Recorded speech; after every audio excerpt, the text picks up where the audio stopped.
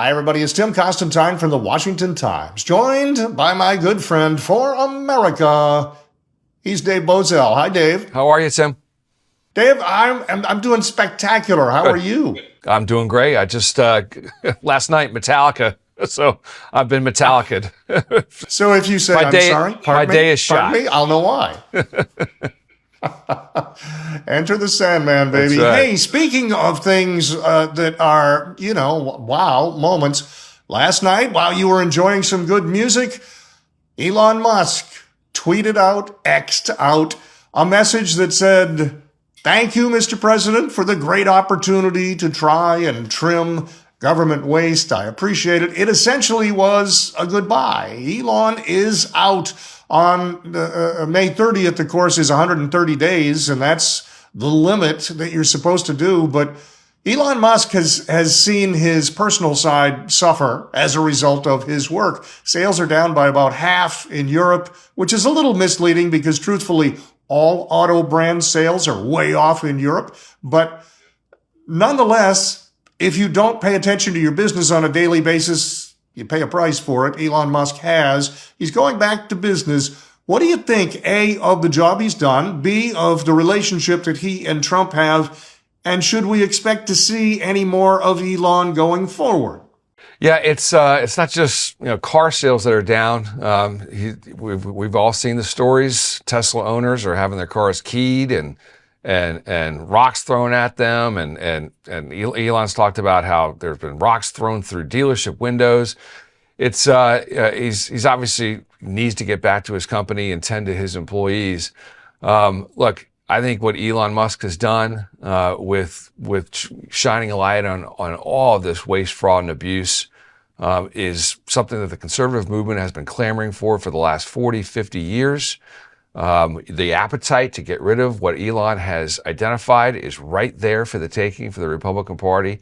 I understand, perhaps as of this morning, they're going to push up some of these rescission packages that will include those cuts.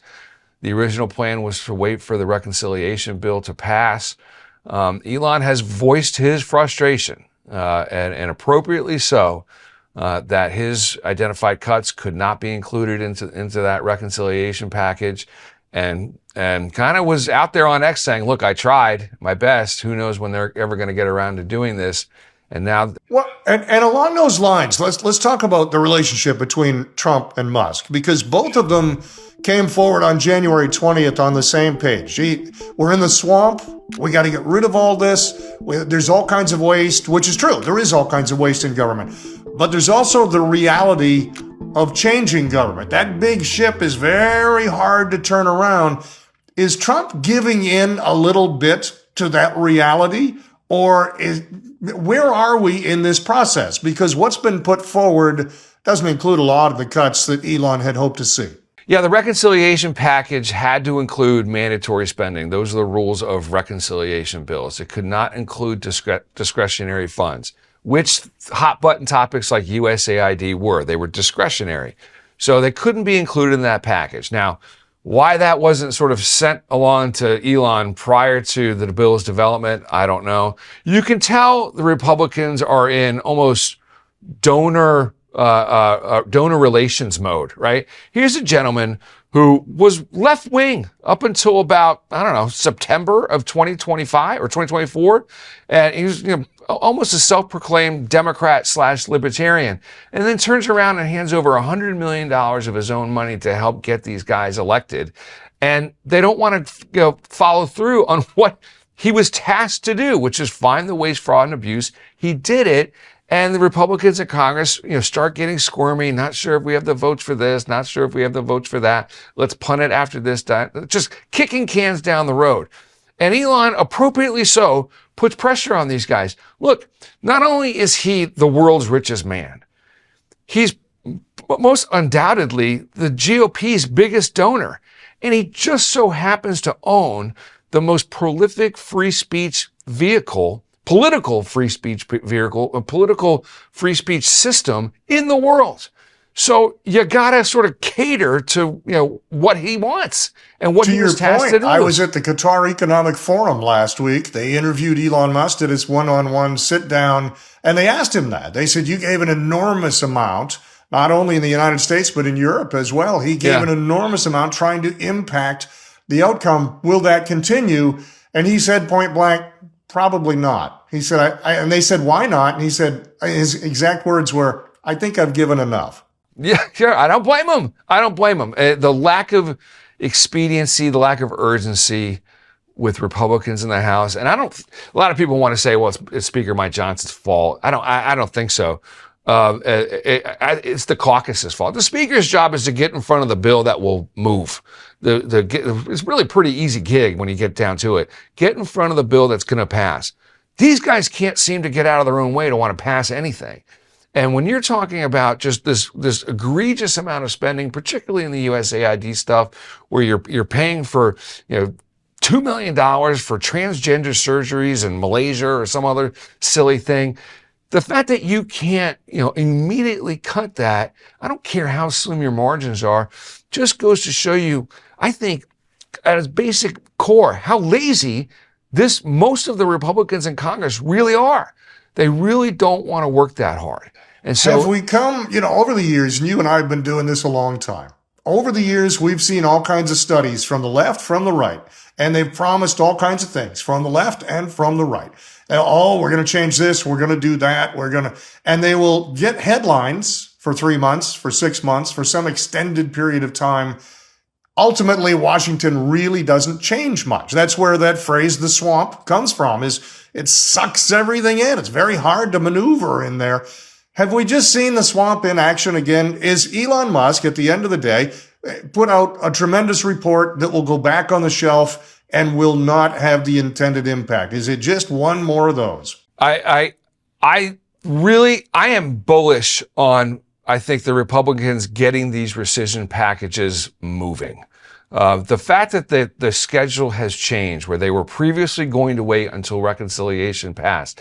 Now they're going to put this stuff on the floor, and by the middle of this month, you're going to start to see DOGE cuts codified into law.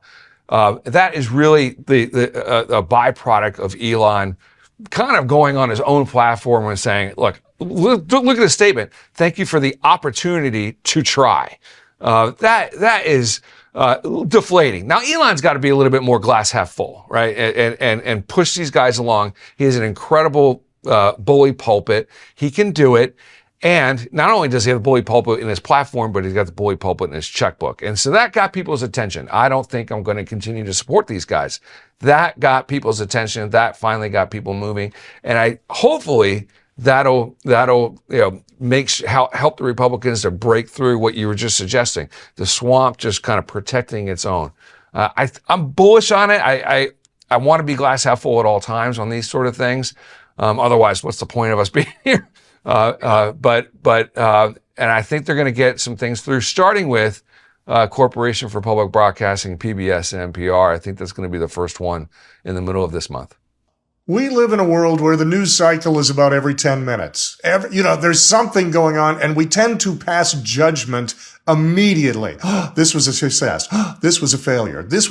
And that's not how history actually happens. It doesn't, there are events going, but we cannot always see with 20/20 vision in real time. Sometimes you need to wait a little while. And so my question is, 5 years from now, when we've got President so-and-so, there is no longer President Trump, and we look back at the Elon Musk era, will we look back and see his work in Doge as a success, or will we see it as just another government folly?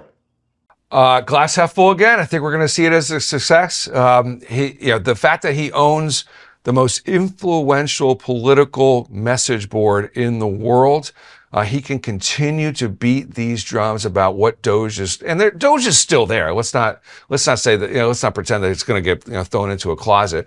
Russ Vought is going to be running Doge at the top level from here on out. So they're going to continue to expose and find things.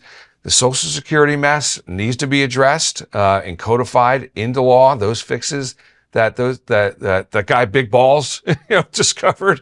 Those things need to be codified, and I think that's also going to be on deck later on this summer. So I think 5 years from now, we're going to look back at Elon Musk's temporary appointment as one of the more profound decisions that Trump made during Trump 2.0. Elon is out, but Dave says it's been history in the making. For America, he is Dave Bozell. I'm Tim Constantine. Thanks for joining us.